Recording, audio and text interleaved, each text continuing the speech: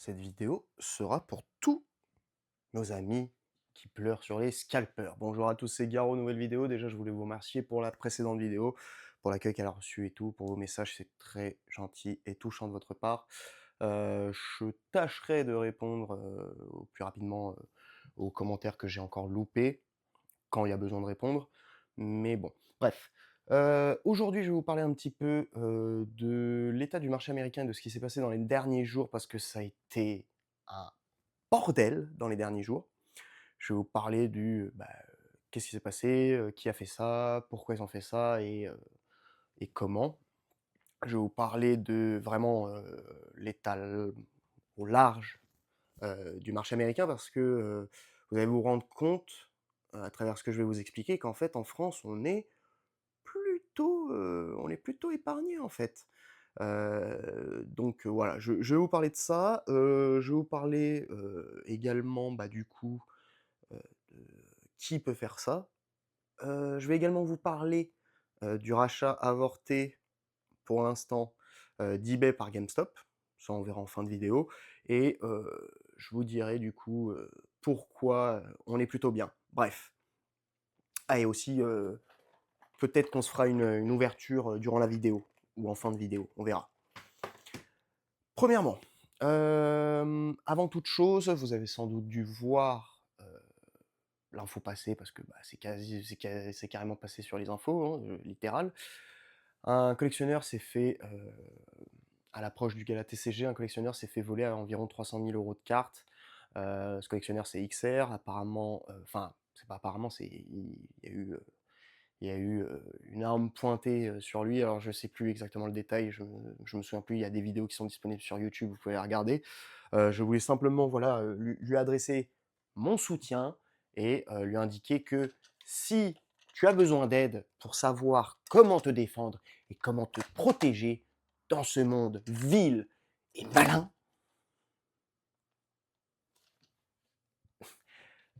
mais n'hésite pas. Bien sûr, c'est une vanne. C'est pas une vraie, hein. Je vais pas m'amuser à acheter une vraie arme allemande en plus, hein. Hors de question. Le truc. Bref. Du coup, qu'est-ce qui se passe aux États-Unis? Qu'est-ce qui s'est passé sur les 10 derniers jours? Il y a eu un rachat massif et coordonné de énormément de produits aux States. Je vous prends un exemple, l'ETB destiné à Paldea. Alors, déjà, là, ça va en choquer certains, l'ETB destiné à Paldea, donc je vous rappelle, une ETB, normalement, c'est 55-60 balles. À l'heure actuelle, en France, sur le marché secondaire, elle est à 130 balles, 150. Aux États-Unis, ils jouent pas dans la même cour que nous. Aux États-Unis, ils ont de la thune. Aux États-Unis, quand on leur dit l'ETB, ouais, excuse-moi, hein, l'ETB, elle est à 70 balles cette fois-ci. Au State, ils entendent 70 balles. Ah, c'est merveilleux, j'achète. Nous, ici, bien sûr, quoi? 70 balles, 10 € au-dessus du prix de référence, du prix conseillé. Mais vous êtes des malades! Et du coup, le TB est aujourd'hui à 130 balles. Et bah, aux États-Unis, enfin, il y a une semaine, elle était à 400 balles, pour vous donner un ordre d'idée, ok? 400 balles une ETB, sachant que un booster Pokémon, normalement au State, et je parle pas trop fort, hein, il est très tard, normalement un booster au State, c'est entre 4 et 5 euros, ok? Là, le TB, elle est à 400 balles, déjà, ok? Là, ce qui s'est passé sur les derniers jours, c'est que le TB est passé à 600 balles.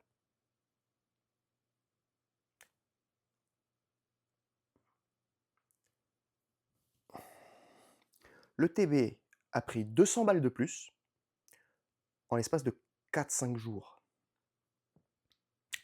4-5 jours. Et c'est sur plein de sets. À l'heure actuelle, au State, il n'y a quasiment plus un seul set, plus une seule série, où le booster est en dessous de 6 euros. Non. Si je dis euros, c'est dollars. Hein, excusez-moi, je ne suis pas habitué au dollar. Il y a presque plus un seul set en dessous des 10 $ le booster. $10.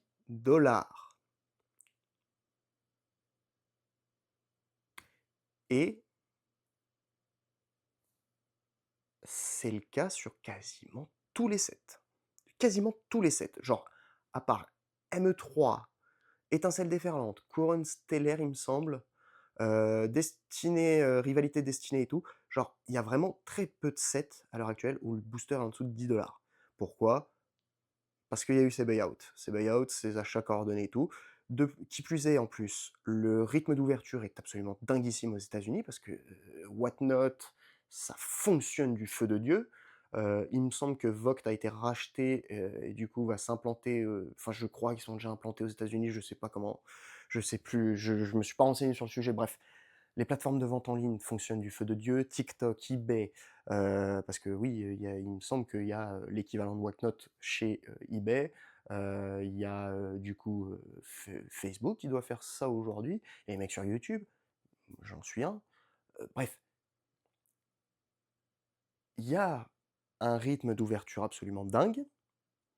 Il y a certaines personnes qui, oui, peuvent garder, ok, mais il y a tellement d'ouverture que ces gens se font racheter leurs produits directs parce que bah, les mecs ont besoin pour vendre. Il y a aussi une gestion de la distribution qui est un peu bizarre. De ce que j'ai appris apparemment, à l'heure actuelle, la Pokémon Company serait pas très content de ce qui se passe avec certains distributeurs. Je ne sais pas si c'est tous les distributeurs aux États-Unis, si c'est un distributeur spécifique. Bref, apparemment, il y aurait des discussions où ça se passe mal, où la Pokémon Company, ils aiment pas trop ce qui se passe. Pas dans le sens où euh, ils sont en train de dire oui, non, mettez les ETB à, on va dire, 40 €, mettez les ETB à 40 €. Non, non, non, non, non, non. C'est en mode, ça se plaint qu'il y a des délires de favoritisme où ça donne à des anciens des quantités que voilà, tu devrais pas avoir. Le fait que tu as des nouveaux clients qui devraient pas être pris par les distributeurs. Bref, c'est un gros bordel. Et voilà, il y aurait des embrouilles. Est-ce que c'est pour ça que la Pokémon Company a racheté un distributeur et va peut-être changer les règles du jeu dans les années à venir? Je sais pas, on verra. Mais bref, c'est un gros bordel. Il faut bien se rendre compte d'un truc, c'est que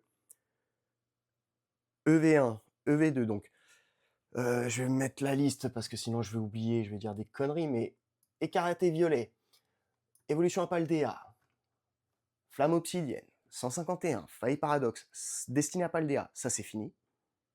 Vous en il n'y aura plus de reprint du tout. Pour ce qui est de la deuxième partie, Force temporelle, qu'est-ce qu'on a d'autre? On a Mascarade, on a Fable, on a Couronne. Étincelle, normalement, ils sont safe. Bref, de Force temporelle à Couronne, c'est quasiment fini. Il y aura quasiment plus de reprint. Et pour ce qui est de Étincelle déferlante jusqu'à la fin de Foudre noire et Flamme blanche, il y aura sûrement des reprints jusqu'à l'année prochaine, mais ça va être très minime. Ça va être très minime. Pourquoi? Parce que la Pokémon Company, moi je reste convaincu qu'ils sont à 100% de leur capacité, mais en même temps, ça les arrange bien aussi. C'est oui, il faut bien se rendre compte que la Pokémon Company, ils font leur pognon, ok? À l'heure actuelle, quand ils voient que tout part et qu'ils font et qu'il n'y a pas assez de stock et que tout le monde pleure parce qu'il n'y a pas assez de stock, mais qu'ils font quand même leur pognon, et que à côté de ça, avec toutes les vidéos des bagarres dans les magasins et tout pour s'arracher des produits et tout, plus tous les trucs de collection, enfin bref, tout ce bordel, tout ce que l'on voit depuis 2 ans,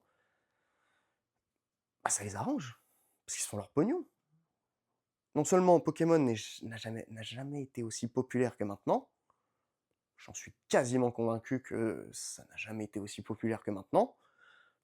Je pense qu'on a dépassé hein, vraiment en termes de popularité tout ce qui est l'époque Pokémon Go ou l'époque Covid. Là, enfin, je veux dire, quand tu vois le marché, c'est un bordel. Bref, quand ils voient tout ça, qu'est-ce qu'ils vont se faire chier à faire des reprints à l'infini, à faire, des restocks à l'infini. Non, ils ont pas besoin. Ils font déjà leur pognon en vendant. Ils s'ils font s'ils font leur vente habituelle et qu'en plus de ça, tout le monde se met sur la gueule, tout le monde s'arrache pour leurs produits, pourquoi ils vont se faire chier à reprint? S'ils reprintent à l'infini un set, je vais vous dire ce qui va se passer. Ils reprennent à l'infini un set. OK? Ils disent: «Allez, on se fait, évolution prismatique, on en fait à l'infini» et que le prix se casse la gueule. Disons que le TB, on dit des chiffres au hasard, le TB elle est à 150 balles, Pokémon intervient et ils envoient des ETB à toute berzingue. Le prix passe à descend, il fait moins x2, il passe à 75 balles. Vous croyez qu'il se passe quoi? Il se passe que tout le monde a peur, tout le monde vend, le marché se casse la gueule, c'est la fin. Et ils perdent des dizaines et des dizaines et des dizaines et des dizaines de milliers de clients. Pokémon, ils vont pas faire ça. Ils sont pas cons. Si vous pensez un tantinet soit peu que la Pokémon Company, quand ils voient toutes les vidéos de bagarre, quand ils voient tous les posts de scalpers avec des ETB jusqu'au plafond, quand ils voient tout ça, ils se disent pas « Ouh là là, il faut qu'on reprinte à l'infini, il faut qu'on aide le pauvre collectionneur pour qu'il ouvre son ETB. » Non, non, non, non, non, non, non, non, non, ça fonctionne pas comme ça. C'est des mecs qui font des analyses de stratégie, c'est des grosses têtes, hein, les mecs chez Pokémon. Quand ils voient tout ça, ils se disent c'est parfait pour le business. Pourquoi changer les choses? Pourquoi réimprimer à l'infini et se faire, disons, au lieu de faire 5 milliards cette année, et on va reprint à l'infini et on va se faire 10 milliards, mais après on perd tous les clients, pourquoi ils vont faire ça? Ils vont pas faire ça, non. On reste sur la même courbe, on réimprime pas à l'infini, on continue, on fait nos sets, 7 après 7, 7 après 7, on fait avec la capacité d'impression qu'on a, point barre, on n'inonde pas le marché, comme ça, la hype reste, ils vendent toujours leurs produits, et ils sont tranquilles. Pourquoi? Parce qu'en faisant ça, ils s'assurent quoi? Ils s'assurent que tout le monde reste sur le long terme. Pokémon n'est pas con. Ils vont pas investir à la mort et faire des reprints à l'infini pour faire crash le marché et se faire 10 milliards juste en 2026 pour après faire 8 ou 7 milliards l'année d'après. Je dis des chiffres au hasard, hein, bien sûr. Ils sont pas cons. C'est une connerie, c'est très stupide de imprimer à l'infini. Ce n'est pas bon pour le business. Regardez à l'heure actuelle, ils ne réimpriment rien, ils ne font aucun reprint. Tout ce qu'on a à l'heure actuelle, c'est des restocks, c'est pas des reprints avérés. C'est des trucs qui restent dans les usines, c'est des palettes qui restent, qui traînent. Ils font juste ça parce que ça leur suffit. Ils n'ont pas besoin de faire plus. Ils n'ont pas besoin de crash le marché.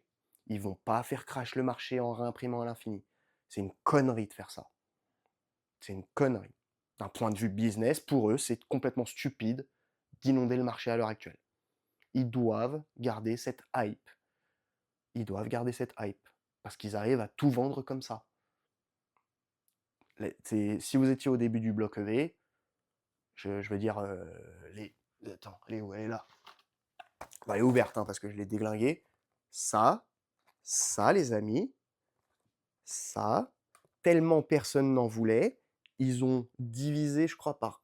Ah, c'est pas par deux, mais ils ont grandement réduit les quantités d'impression sur force temporelle par rapport à d'autres sets. Je sais pas pour le français, mais en tout cas pour l'anglais, c'est sûr, ils ont réduit les quantités. Personne ne voulait de ces produits avant le boom à partir de EV8. Personne ne voulait de ces produits, c'était le bordel. Tu pouvais acheter des palettes et des palettes si tu avais un accès aux distributeurs aux États-Unis de ces produits-là. Personne n'en voulait. Personne n'en voulait. Ça dormait chez les distributeurs. Maintenant que c'est la hype, qu'est-ce qui se passe? Ils arrivent à tout vendre. Les distributeurs s'en mettent plein les poches, les boutiques s'en mettent plein les poches, et les scalpers s'en mettent plein les poches. Et le niveau de hype n'a jamais été aussi haut. Donc ils vont pas se faire chier. Ils restent comme ça. Faut aussi se dire un truc. C'est que par rapport à 2020, par exemple, boom du Covid, il y a eu un gros changement. Il y a eu un énorme changement. Il y a eu un afflux de pognon absolument dingue sur 2, 3, 4 domaines. Pour moi, je considère qu'il y en a que 3, mais 3 domaines en particulier où il y a eu un afflux de pognon dingue et où il y a eu de la création de millionnaires et de milliardaires absolument dingues. Pour moi, ces 3 secteurs, c'est l'intelligence artificielle, les semi-conducteurs, tout ce qui est relatif, voilà, aux composants informatiques et la défense. On est dans un état absolument dramatique à l'heure actuelle, parce que tout le monde est psychopathe, parce que tout le monde se comporte comme des animaux, parce que personne n'assume. Bref, sur ces 3 domaines-là, vous pouvez aller regarder Thales. Là, je vais vous prendre des exemples français, hein. Vous pouvez aller regarder des Thales, vous pouvez aller regarder des Safran, vous pouvez aller regarder des Airbus, etc.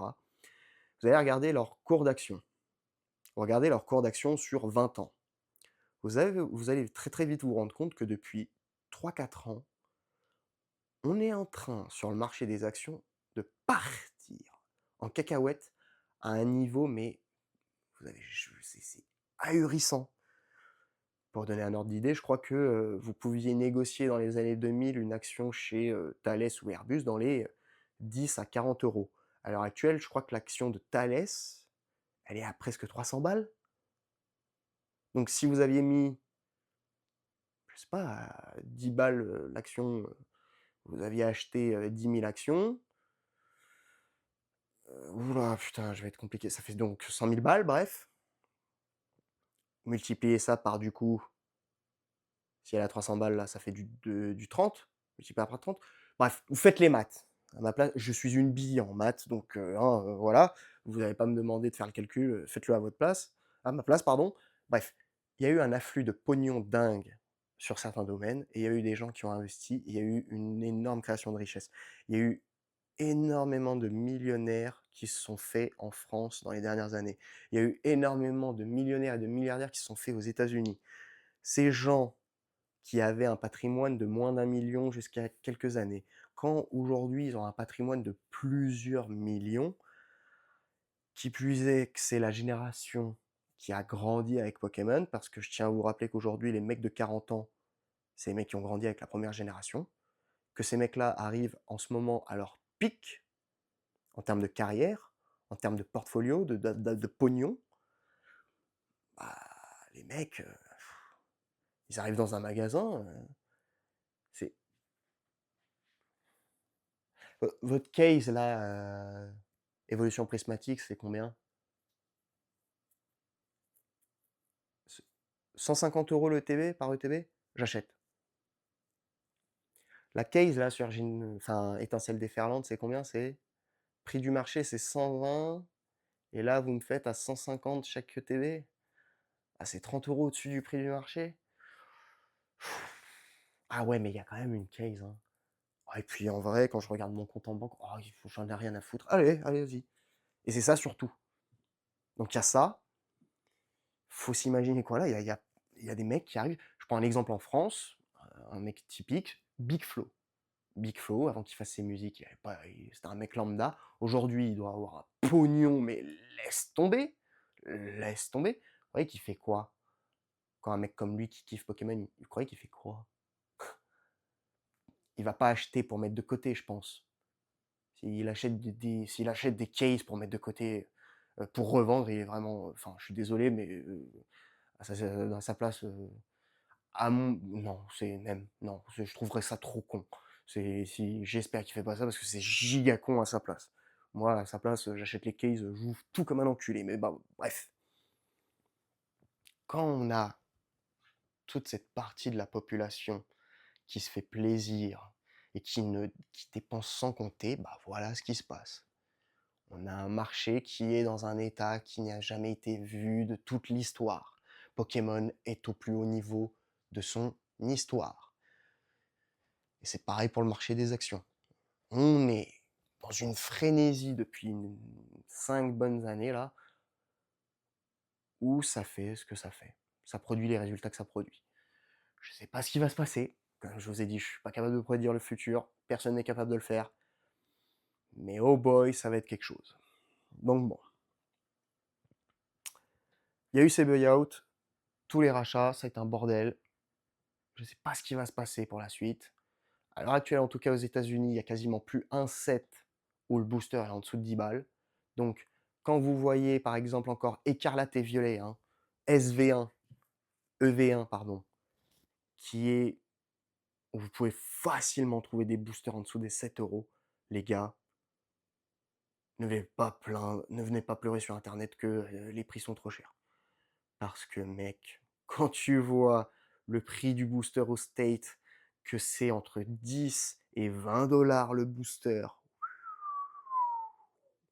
on est encore bien loti. Je vous le dis. Je vous le dis. Je vous le dis. Donc voilà, je voulais en parler parce que ça me semble très drôle ce qui se passe au State là. C'est un bordel. Je voulais aussi voilà, vous montrer qu'en France, on a encore de la chance. C'est pas encore le giga bordel. Aussi parce qu'on n'a pas du tout le même niveau de quantité. C'est pas du tout le même marché. Ici en France, dès qu'une ETB elle a vendu à 70 balles au lieu de 50 balles, les mecs sont tous en train de pleurer, alors qu'aux États-Unis, ils en ont rien à foutre parce qu'ils savent très bien que ça va monter.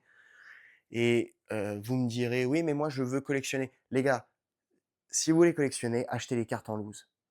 Achetez les cartes en loose, je suis désolé, les cartes elles sont un master set, ça ne coûte rien aujourd'hui, comparé aux produits scellés. Ça ne coûte rien. Donc, si vous êtes là à pleurer, que c'est parce que vous voulez absolument ouvrir des boosters, c'est que ça veut tout simplement dire que vous avez un problème. Ça veut tout simplement dire que vous êtes malade et que vous êtes exactement pareil que l'accro qui fait que de parier sur des matchs. C'est la même chose. C'est la même chose. Le vrai collectionneur, lui, il en a rien à foutre de l'état du marché. Il regarde même pas l'état du marché. Lui, ce qu'il regarde, c'est le prix des singles, des cartes en loose, et il se rend compte qu'à l'heure actuelle, acheter des master sets, ça n'a jamais été aussi intéressant que maintenant. Parce que bah, tout le monde s'en fout des master sets. Donc si vous êtes collectionneur, vraiment, tranquille, hein.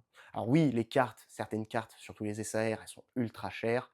C'est plus du tout le même niveau que en début 2024, 2023, etc. Certes, mais pour moi, un collectionneur qui veut vraiment collectionner, il voit le marché à l'heure actuelle, il se dit pas c'est la fin du monde. Il se dit pas c'est la merde. Il se dit bon, ok, oui, c'est la hype, mais ça va encore, c'est encore relativement raisonnable, on va dire. On va dire. Bref, pas vous faire chier avec ça plus longtemps. Autrement, GameStop, eBay. eBay, comme vous le connaissez, marketplace, c'est de la vente aux enchères, actions, nananani, nanana.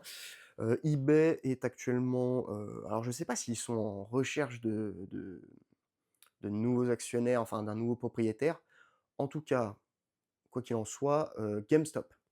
GameStop, pour ceux qui ne savent pas, c'est l'équivalent de Micromania aux États-Unis. C'est littéralement Micromania aux États-Unis.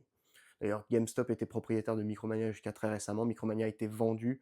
Tous les emplois vont être gardés, toutes les boutiques vont être gardées apparemment, donc ça c'est cool. GameStop a proposé une offre de rachat à eBay à hauteur de 56 milliards de dollars. Ça faisait à peu près 125 dollars par action, sachant que l'action, au moment où ils ont fait cette offre-là, elle était à 100 dollars. Pourquoi ils ont fait ça? En gros, GameStop, leur stratégie, c'était de faire en sorte que eBay, ça devienne leur marketplace online et que eBay soit en gros un concurrent à Amazon. Ok, grosso modo. Ça a été refusé. eBay estimait alors le board, comment on dit le board? Le board. Le conseil d'administration d'eBay a estimé que cette offre était inintéressante parce que, bah, à mon avis, ils ont des informations que les gens de GameStop n'avaient pas, et du coup, ils ont refusé. L'offre, elle n'est pas crédible à leurs yeux, l'offre, elle n'est pas peut-être assez valorisée à ce qu'ils estiment que eBay devrait valoir, sachant que sur les derniers jours, ils ont envoyé les résultats, je crois que c'est Q1 ou Q2 qu'ils ont envoyé, et l'action fait que de monter en ce moment, donc en gros, ils ont dit non, c'est pas intéressant. Maintenant, qu'est-ce qui peut se passer? GameStop peut encore faire un coup d'état en mode réaliser une assemblée générale avec tous les actionnaires et dire on vous propose de vous racheter toutes vos actions. À ce moment-là, si les mecs ils acceptent, bah, si tu as 100% des actions, bah, tu es propriétaire de la boîte, tu en as rien à foutre de ton offre de rachat, qu'elle soit refusée par le board, par le conseil d'administration d'eBay, quoi. Donc, on verra bien ce qui se passera. Moi, j'ai trouvé ça assez intéressant parce que si GameStop rachète eBay, c'est un gros changement de paradigme. Donc, on verra bien. En attendant, moi, je trouve que c'est assez drôle ce qui se passe. Le marché américain, c'est un gros bordel. J'estime qu'on a encore de la chance en France. Maintenant, à voir ce qui se passera, hein. Comme je vous ai dit, en ce moment, la Pokémon Company, visiblement, ils sont en train de quand même scruter un petit peu comment ils vont faire certains changements. On verra bien ce qui se passera, donc voilà. Profitez, profitez, je veux dire, Équilibre Parfait, c'est pas la série du siècle, mais c'est une bonne série. C'est une bonne série. Les boosters, vous pouvez les trouver facilement à 6 balles. Faites-vous plaisir. Si vous êtes malade de l'ouverture, bah, Équilibre Parfait. Équilibre Parfait, c'est là. Il y a d'autres sets encore, Aventure Ensemble, qui sont encore disponibles à des prix très intéressants. Écarlate et Violette encore disponible à des prix intéressants. Donc n'hésitez pas. N'hésitez pas si vous avez envie de vous faire plaisir. Mais s'il vous plaît, ne venez pas pleurer à la mort et à l'infini parce que vous vous rendez pas compte à quel point c'est le bordel et vous ne comprenez pas à quel point la Pokémon Company n'en a rien à faire. Ça les arrange. Maintenant, je reste quand même convaincu que voilà, hein, ils sont au maximum de leur capacité. Juste, ils sont en train de voilà, faire ce qu'ils peuvent au mieux, même si bon, c'est un peu le bordel. Faut se rendre compte que la deuxième partie du bloc Écarlate et Violette va l'année prochaine sortir du cycle d'impression, c'est-à-dire il n'y aura plus de reprint, ce sera fini. Évolution prismatique l'année prochaine, les gars, c'est fini. Le bloc méga, ce sera dans 2 ans que ce sera fini. En termes, je parle de tout ce qui est reprint, impression, etc. Donc, préparez-vous, quoi.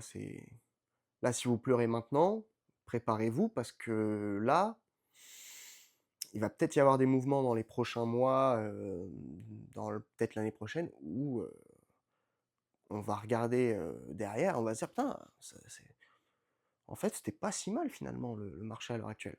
C'était pas si mal. Enfin bon, on verra bien, hein. Moi, je peux pas prévoir le futur, je suis personne, donc je peux me tromper de toute façon, comme je vous ai dit à chaque fois. Donc, bref, on verra bien. Sur ce, petite ouverture. On va chercher le God Pack, bien sûr. Je vous annonce un God Pack. Si je vous montre pas les cartes, c'est que j'ai de la merde. Et puis voilà. Hein. Jamais fait d'ouverture. Comment on ouvre les cartes? Ça marche comment? Je sais pas. Bref. Je me fous de votre gueule, bien sûr. Hein. On va s'ouvrir 5 boosters du coup. Héros transversal lucarne opposé en roue arrière sur la nationale de Montfion. Voilà, ça fait un boucan. Voilà, les boosters sont là, impeccable. On va se faire un petit kiff. Parce que j'ai pas ouvert de booster depuis un moment. On va chercher le Pikachu arbre de Montfion dès le premier booster. Regardez bien. Je vois pas. Je vois pas. Ah bah, de toute façon, je vais.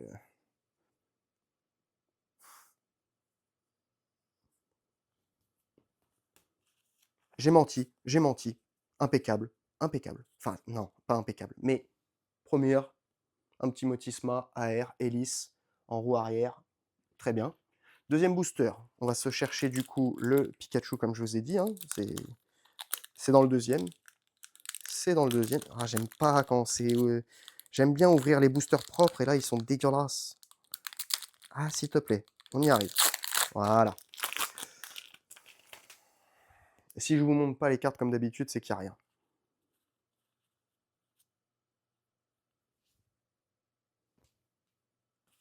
Culé. Cinquième. Non, le troisième, je suis complètement teubé.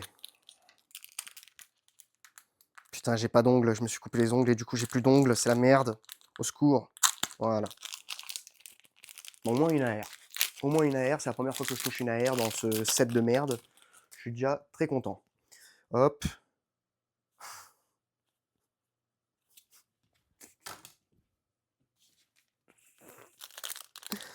J'en ai marre, set de merde. Donnez-moi un God Pack. Je vous en supplie, donnez-moi un God Pack. J'ai jamais fait d'ouverture en vidéo, c'est très marrant.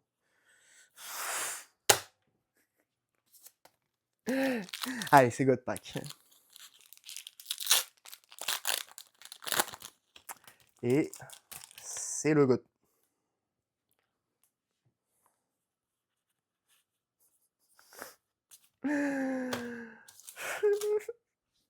Bref, si la vidéo vous a plu, n'hésitez pas à mettre un j'aime. J'ai changé le mode des abonnements, donc si vous voulez, vous pouvez rejoindre la chaîne pour seulement 1 €. Si vous mettez à 1700 à faire ça, je peux du coup vivre de YouTube et du coup je peux faire des vidéos à plein temps et du coup je peux vous faire des putains de tutos. Aussi, vous pouvez rejoindre le Discord, c'est en description. Et également, je vais bientôt vous envoyer sûrement, alors je sais pas comment je vais le faire, peut-être je vais envoyer sur Instagram, Discord et tous les réseaux. J'ai envoyé un questionnaire sûrement, ce sera sous la forme sûrement d'un questionnaire pour vous demander votre avis sur Card Market. Card Market, pardon. Pourquoi? Parce que j'ai envie de faire une vidéo sur Card Market. Je vais essayer d'avoir des gens de Card Market carrément sur cette vidéo, alors pas en réponse, pas en visio, mais au moins leur envoyer un mail et essayer d'avoir une réponse quant à certaines interrogations que j'ai. Donc je vous tiendrai au courant sûrement à la prochaine vidéo à ce niveau-là. Et puis voilà. Si la vidéo vous a plu, du coup, je vous rappelle, hein, vous pouvez rejoindre la chaîne, vous pouvez vous abonner, vous pouvez mettre un j'aime, ça aide toujours, mettre un petit commentaire. Vraiment, tout ça, ça peut aider vraiment énormément la chaîne. Quant à moi, je vous retrouve sûrement semaine prochaine, parce qu'en ce moment, il y a quand même pas mal de trucs à parler. Et puis voilà, je vous fais des bisous, hein, même si on ne se connaît pas et que c'est absolument cringe. Je vous dis, prenez soin de vous et à la prochaine.